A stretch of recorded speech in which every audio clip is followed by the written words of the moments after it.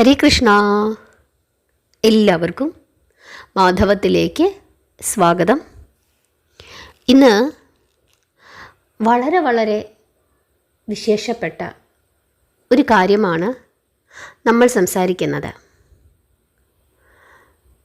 ചില കാര്യങ്ങൾ നമ്മൾ ആരോടും പറയരുത്. ഏതൊക്കെയാണ് ആ 4 കാര്യങ്ങൾ? വൈദ്യം, രോഗം, ഭോഗം, മന്ത്രം. ഈ 4 കാര്യങ്ങൾ നമ്മൾ ആരോടും തന്നെ പറയാൻ പാടില്ല എന്നാണ് ശാസ്ത്രം പറയുന്നത്. പ്രധാനമായും നമ്മൾ ആലോചിക്കേണ്ടുന്ന ഒരു കാര്യം നമ്മുടെ ഉപാസനയാണ്. ഓരോ മനുഷ്യർക്കും ഓരോ ഉപാസനാ മൂർത്തികൾ കാണും. ചിലർ എല്ലാ ദേവതകളെയും പ്രാർത്ഥിക്കും, നാമം ജപിക്കും, എല്ലാ ക്ഷേത്രങ്ങളിലും പോകും. പക്ഷേ ഒരു ദേവതയെ പോലും നമ്മുടെ ഒരു ഉപാസനാ മൂർത്തിയായി കാണാറില്ല. പക്ഷേ മറ്റു ചിലർ നിത്യവും ലളിതാ സഹസ്രനാമം ജപിക്കുന്നവരായിരിക്കും. അതല്ലെങ്കിൽ നിത്യവും വിഷ്ണു സഹസ്രനാമം ജപിക്കുന്നവരായിരിക്കും, അല്ലെങ്കിൽ ശിവനെ ഉപാസിക്കുന്നവരായിരിക്കും, അല്ലെങ്കിൽ ആദിത്യ ഭഗവാനെ ഉപാസിക്കുന്നവരായിരിക്കും, നരസിംഹമൂർത്തിയെ ഉപാസിക്കുന്നവരായിരിക്കും, ഹനുമാൻ സ്വാമിയെ ഉപാസിക്കുന്നവരായിരിക്കും, അല്ലേ? അങ്ങനെ ചില ആളുകൾക്ക് ഓരോ ഉപാസനാ മൂർത്തികൾ കാണും. അങ്ങനെയുണ്ടെങ്കിൽ നിങ്ങൾ ആരും തന്നെ ഞാൻ ഇന്ന ദേവതയാണ് ഉപാസിക്കുന്നത് എന്ന് ആരോടും പറയരുത്. അതുപോലെ ഞാൻ ദിവസവും നാമം ജപിക്കുന്നുണ്ട്, ഞാൻ ദിവസവും ലളിതാ സഹസ്രനാമം ജപിക്കുന്നുണ്ട്, ഇതൊന്നും ആരോടും പറയരുത്. ചിലർ വലിയ കേമത്തരത്തിന് വേണ്ടി ഞാൻ ഭക്തയാണ്, ഞാൻ വെളുപ്പിന് എഴുന്നേറ്റ് 3:30 മണിക്ക് എഴുന്നേറ്റ് നാമം ജപിക്കും, അങ്ങനെ ചെയ്യും ഇങ്ങനെ ചെയ്യും എന്നൊക്കെ പറയും. പക്ഷെ അതൊന്നും പറയരുത്. അവർക്ക് ചിലപ്പോൾ അറിയാൻ പറ്റുമായിരിക്കും നമ്മൾ നാമം ജപിക്കുന്നുണ്ട് എന്നൊക്കെ. പക്ഷേ എന്തൊക്കെയാണ് നമ്മൾ ജപിക്കുന്നത്, എങ്ങനെയൊക്കെയാണ്, അങ്ങനെയുള്ള വിശദമായ കാര്യങ്ങളൊന്നും തന്നെ നമ്മൾ ആരോടും പറയാൻ പാടില്ല എന്നാണ് ശാസ്ത്രം പറയുന്നത്. 4 കാര്യങ്ങൾ രഹസ്യാത്മകമായിരിക്കണം എന്ന് പറയുന്നു. ഏതൊക്കെയാണ് ആ 4 കാര്യങ്ങൾ? വൈദ്യം, അതുപോലെ രോഗം, അടുത്തത് ഭോഗം, അടുത്തത് മന്ത്രം. ഏത് മന്ത്രമാണ് നമ്മൾ സ്ഥിരമായി ജപിക്കുന്നത് അത് പറയാൻ പാടില്ല. അതുപോലെ ഭോഗം, ചില ആളുകൾക്ക് ചില രഹസ്യ ബന്ധങ്ങളൊക്കെ കാണും, ഇല്ലേ? അത് മറ്റുള്ളവരോട് പറയാൻ പാടില്ല എന്നാണ് പറഞ്ഞിരിക്കുന്നത്. കാരണം ആരെങ്കിലും ഈ കാര്യം അറിഞ്ഞു എന്ന് കരുതുക, അവരാരോടും അത് പറയുന്നില്ല, നമ്മുടെ വിശ്വസ്തനാണ്, വിശ്വസ്ത സുഹൃത്താണ് ഒക്കെയാണ്. പക്ഷേ ഏതെങ്കിലും ഒരു അവസരം വരുമ്പോൾ അതുപയോഗിച്ച് നമ്മളെ ഡാമേജ് ചെയ്യുന്നതിനായിട്ട് അവർക്ക് സാധിക്കും. അതുപോലെ മന്ത്രം, നമ്മൾ ദേവി ഉപാസകനാണ് എന്ന് കരുതുക, അത് മറ്റുള്ളവരറിഞ്ഞാൽ അതിന് തുരങ്കം വെക്കാനും അവർക്ക് സാധിക്കും.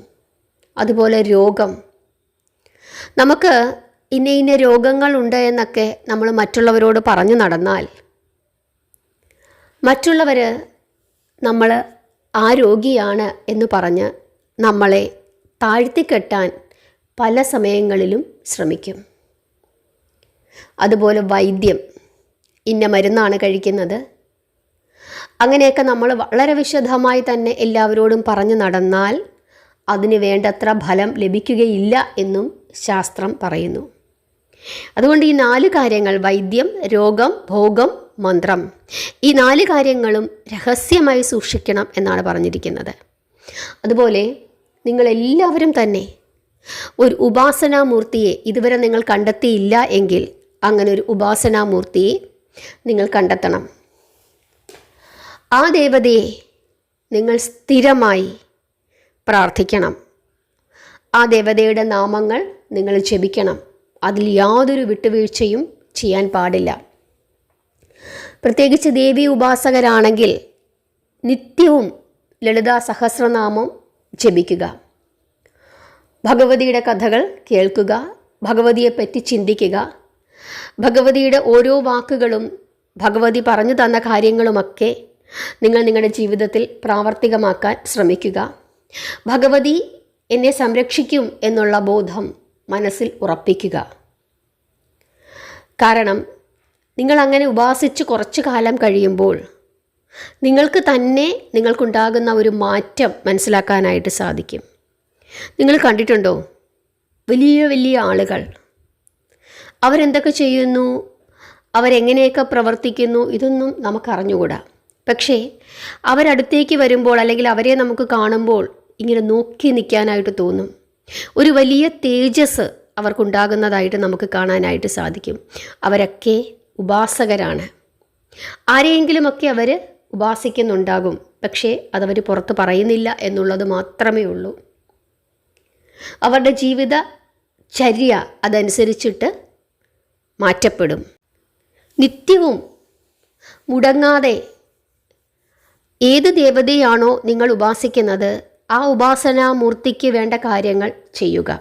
ഇപ്പോൾ ഭഗവതിയാണ് നിങ്ങൾ ഉപാസിക്കുന്നത് എങ്കിൽ എല്ലാ ദിവസവും നിങ്ങളൊരു നിശ്ചിത സമയത്ത് തന്നെ ഉണരുകയും ആ സമയത്ത് നിങ്ങളുടെ പ്രഭാത കൃത്യങ്ങളെല്ലാം നടത്തിയതിനു ശേഷം ആ സമയം കൃത്യം ആ സമയത്ത് നിങ്ങൾ ഭഗവതിയുടെ നാമങ്ങൾ ജപിക്കുകയും ഭഗവതിക്ക് പൂജകൾ ചെയ്യുകയും ചെയ്യുക. നിങ്ങളെക്കൊണ്ട് പറ്റുന്നത് പോലെ പൂക്കൾ സമർപ്പിക്കുക, ലളിതാ സഹസ്രനാമം ജപിക്കുക. അല്ലെങ്കിൽ നിങ്ങൾക്ക് ഏത് നാമമാണോ ഇഷ്ടം ആ നാമം ജപിക്കുക. അമ്മേ നാരായണ ആയാലും മതി, പക്ഷെ അതാരോടും പറയരുത്. ഒരു പഴമെങ്കിലും ഭഗവതിക്ക് സമർപ്പിക്കുക. അതേപോലെ തന്നെ ഭഗവാനെയാണ് നിങ്ങൾ ഉപാസിക്കുന്നതെങ്കിൽ ഇതേപോലെ തന്നെ ചെയ്യുക. അത് നിങ്ങളുടെ ജീവിതത്തിൻ്റെ ഒരു ചര്യയാക്കി മാറ്റുക.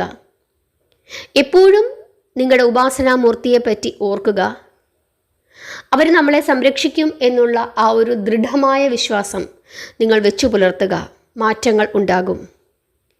ഹനുമാൻ സ്വാമി ശ്രീരാമചന്ദ്രനെ ഉപാസിക്കുന്ന ഭക്തനായിരുന്നു. സ്വാമിയുടെ ഹൃദയത്തിലായിരുന്നു ശ്രീരാമചന്ദ്രനും സീതാദേവിയും കുടികൊണ്ടിരുന്നത്. ശ്രീരാമചന്ദ്രൻ പറയുന്നുണ്ട്, രാമായണത്തിൽ അത് വളരെ വ്യക്തമായി പറയുന്നുണ്ട്. നമുക്കിനി രാമായണ മാസം തുടങ്ങുമ്പോൾ നിങ്ങൾക്കത് മനസ്സിലാകും. ശ്രീരാമചന്ദ്രൻ വളരെ വ്യക്തമായി പറയുന്നുണ്ട്. എന്താണ് പറയുന്നത്? എന്നെ ആരാണോ പ്രാർത്ഥിക്കുന്നത്, എന്നെ പ്രാർത്ഥിക്കുന്നതിന് മുമ്പ് അവൻ എൻ്റെ ഭക്തനായ ഹനുമാനെ നിർബന്ധമായും പ്രാർത്ഥിച്ചിരിക്കണം, എങ്കിൽ മാത്രമേ ഞാൻ പ്രസാദിക്കുകയുള്ളൂ എന്നാണ് ശ്രീരാമചന്ദ്രൻ പറഞ്ഞിരിക്കുന്നത്. ഇപ്പം ശ്രീരാമചന്ദ്രൻ്റെ ഹൃദയത്തിലും ആരുണ്ട്? ഭക്ത ഹനുമാനുണ്ട്. ഭഗവാനും ഭക്തനും തമ്മിൽ ഭേദമില്ലാത്ത അവസ്ഥ. നിങ്ങളൊരു ദേവതയെ ഉപാസിച്ചു തുടങ്ങുമ്പോൾ ആ ദേവതയുടെ ഭാവങ്ങൾ നിങ്ങളിലും ഉണ്ടാകും എന്നുള്ള കാര്യത്തിൽ യാതൊരു തർക്കവുമില്ല. നമ്മൾ ശ്രീരാമകൃഷ്ണ പരമഹംസരെ പറ്റി പഠിക്കുന്ന സമയത്ത് ശ്രീരാമകൃഷ്ണ പരമഹംസർ ഹനുമാൻ സ്വാമിയെ ഉപാസിച്ചതായി പറയുന്നുണ്ട്. അദ്ദേഹം കാളീദേവിയുടെ വലിയ ഭക്തനായിരുന്നു. വിവേകാനന്ദ സ്വാമികൾക്ക് കാളീദേവിയെ കാണിച്ചു കൊടുത്തിട്ടുണ്ട് ശ്രീരാമകൃഷ്ണ പരമഹംസർ. അങ്ങനെയും പറയുന്നുണ്ട്. കുറച്ചു കാലം അദ്ദേഹം ഹനുമാൻ സ്വാമിയെ ഉപാസിച്ചിരുന്നു. ആ സമയത്ത് അദ്ദേഹത്തിന് തോന്നും ഞാൻ തന്നെയാണ് ഹനുമാനെന്ന്. അദ്ദേഹം എന്നിട്ടിങ്ങനെ ചാടിച്ചാടി നടക്കും. അങ്ങനെയും പറയുന്നുണ്ട്. അതുപോലെ ഭഗവതിയെ ഉപാസിക്കുന്ന ആളുകളുണ്ട്. കുറച്ചു കാലം ഭഗവതിയെ ഉപാസിച്ച് കഴിയുമ്പോൾ അവരെ കാണുമ്പോൾ തന്നെ നമുക്ക് തോന്നും ഇത് ഭഗവതി തന്നെയാണോ എന്നൊരു തോന്നൽ നമുക്കുണ്ടാകും. ഒരു വലിയ തേജസ് അവരിൽ ഉണ്ടാകുന്നതായി നമുക്ക് കാണാനായിട്ട് സാധിക്കും. ദിവസവും നാമം ജപിക്കുന്ന ആളുകളെ അവരുടെ മുഖത്തേക്ക് നോക്കുമ്പോൾ ആ തേജസ് നിങ്ങൾക്ക് കാണാനായിട്ട് സാധിക്കും. നിങ്ങൾക്ക് സൗന്ദര്യമുണ്ടാകണമെങ്കിൽ നിത്യവും ലളിതാ സഹസ്രനാമം ജപിച്ചാൽ മതി. ഒരു ബ്യൂട്ടി പാർലറിലും പോകണ്ട. ആരാണോ നിത്യവും ലളിതാദേവിയെ പ്രാർത്ഥിക്കുന്നത് അവരുടെ മുഖത്തിന് തേജസ്സും അഴകും കൂടിക്കൂടി വരും. 100% ഉറപ്പാണ്. പരീക്ഷിച്ചു നോക്കിക്കൊള്ളുക. അത്ര ഉറപ്പാണ്. നാമജപം നമ്മുടെ ശരീരത്തിനും മുഖത്തിനും നമ്മുടെ ഓറയ്ക്കും ഒക്കെ തന്നെ വലിയ വ്യത്യാസങ്ങൾ വരുത്തും. അവർക്ക് ഇന്ദ്രിയ മോഹങ്ങളൊന്നും പിന്നെ ഉണ്ടാവുകയില്ല. കാരണം സർവേശ്വരനാണ് അവർക്കെല്ലാം. അതുകൊണ്ട് തന്നെ ഏകാദശി ദിവസങ്ങളിലൊന്നും തന്നെ, അല്ലെങ്കിൽ മറ്റെന്തെങ്കിലും വ്രത ദിവസങ്ങളിലൊന്നും തന്നെ ഒരു വലിയ സദ്യ കൊണ്ടുവന്ന് മുമ്പിൽ വെച്ചാലും അതിലൊന്നും അവർ വീഴില്ല. അത്ര ശക്തമായ ഉപാസകരായിരിക്കും അവർ. കുറേശ്ശെ നമ്മളൊക്കെ അങ്ങനെ മാറണം എന്നുള്ളതാണ് എൻ്റെ അഭിപ്രായം. പക്ഷേ ഈ കാര്യങ്ങളൊന്നും തന്നെ നമ്മൾ മറ്റുള്ളവരോട് പറയാൻ പാടില്ല എന്നുള്ള കാര്യവും നിങ്ങൾ പ്രത്യേകമായി ചിന്തിക്കുക. ശക്തമായ ഉപാസനയുള്ള ആളുകളെ കണ്ടാൽ തന്നെ നിങ്ങൾക്ക് മനസ്സിലാകും. നിങ്ങൾക്കങ്ങനെ അറിയാവുന്ന നമ്മുടെ പ്രശസ്തരായ ആളുകളുണ്ടെങ്കിൽ അവരുടെ പേരുകൾ ഒന്ന് പറയൂ. എൻ്റെ മനസ്സിൽ ധാരാളം ആളുകളുണ്ട്, പക്ഷേ ഞാനത് പറയുന്നില്ല. ശക്തമായ ഉപാസനയുള്ള ആളുകളാണ്.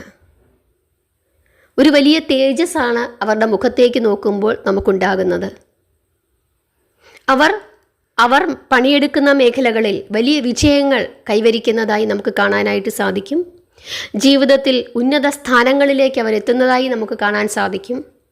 എല്ലാവരാലും ബഹുമാനിക്കപ്പെടുന്നതായി നമുക്ക് കാണാനായിട്ട് സാധിക്കും. അതുകൊണ്ട് തന്നെ ഇന്നു മുതൽ നിങ്ങളെല്ലാവരും നിങ്ങളുടെ ഏതെങ്കിലും ഒരു ഇഷ്ടദേവതയെ മനസ്സിൽ പ്രാർത്ഥിച്ചുകൊള്ളുക. കൃത്യസമയത്ത് എഴുന്നേറ്റ് നാമം ജപിക്കാൻ സാധിക്കുന്നില്ല എങ്കിൽ പോലും നിരന്തരം ആ ദേവതയുടെ നാമങ്ങൾ ജപിച്ചുകൊണ്ടേയിരിക്കുക. അങ്ങനെ കുറേശ്ശെ ആ ജപം കൂട്ടിക്കൂട്ടി വരുന്നതനുസരിച്ചിട്ട് കൃത്യമായി എഴുന്നേക്കാനും ആ സമയത്ത് തന്നെ വിളക്ക് തെളിയിച്ച് ആ ദേവതയെ ധ്യാനിക്കാനും പ്രാർത്ഥിക്കാനുമൊക്കെ നിങ്ങൾ സ്വയം പഠിക്കും. നിങ്ങൾ ആ നിലയിലേക്ക് ഉയരും. അങ്ങനെ ഉയർന്നാൽ തീർച്ചയായിട്ടും നിങ്ങൾക്കതിൻ്റെ നേട്ടം ഉണ്ടാകും. വലിയ ഉന്നത സ്ഥാനങ്ങൾ, ഉന്നത വിജയങ്ങളായിരിക്കും നിങ്ങളെ കാത്തിരിക്കുന്നത്. തീർച്ചയായിട്ടും ലോകത്തിൻ്റെ നെറുകയിലേക്ക് നിങ്ങൾ കയറിപ്പോകും. നാമജപം, ഉപാസന, പക്ഷേ അതൊന്നും മറ്റുള്ള ആളുകളോട് നിങ്ങൾ പറഞ്ഞു നടക്കരുത്. അപ്പോൾ ഈ 4 കാര്യങ്ങൾ നിങ്ങൾ ശ്രദ്ധിച്ചു കൊള്ളുക. എന്തു മരുന്നാണ് നിങ്ങൾ കഴിക്കുന്നത്, അല്ലെങ്കിൽ ആ മരുന്നിൻ്റെ കൂടുതൽ വിശദാംശങ്ങളൊന്നും തന്നെ ആരോടും പറയാൻ പോകരുത്. നിങ്ങളുടെ രോഗവിവരത്തെപ്പറ്റി കൂടുതലായി മറ്റുള്ളവരോട് ഡിസ്കസ് ചെയ്യാൻ പോകരുത്. അതുപോലെ ഭോഗം, അതും അങ്ങനെ എന്തെങ്കിലും ഉണ്ടെങ്കിൽ, അങ്ങനെ വേണം എന്നല്ല പറയുന്നത്, അഥവാ എന്തെങ്കിലും ഉണ്ടെങ്കിൽ ഒരു ഗമയ്ക്ക് പോലും മറ്റുള്ള ആളുകളോട് അത് പറഞ്ഞു നടക്കരുത്. മന്ത്രം, ഒരു കാരണവശാലും ഞാൻ ഇന്ന മന്ത്രം ജപിക്കുന്നു എന്ന് ആരോടും പറയരുത്. ഈ കാര്യങ്ങളൊക്കെ ശ്രദ്ധിക്കുക. നാമജപം ജീവിതത്തിൻ്റെ ഭാഗമാക്കുക. എല്ലാവരെയും ഭഗവാൻ അനുഗ്രഹിക്കട്ടെ. അമ്മ മഹാമായയുടെ അനുഗ്രഹം നിങ്ങൾക്കെല്ലാവർക്കും ഉണ്ടാകട്ടെ. ഹരേ കൃഷ്ണ.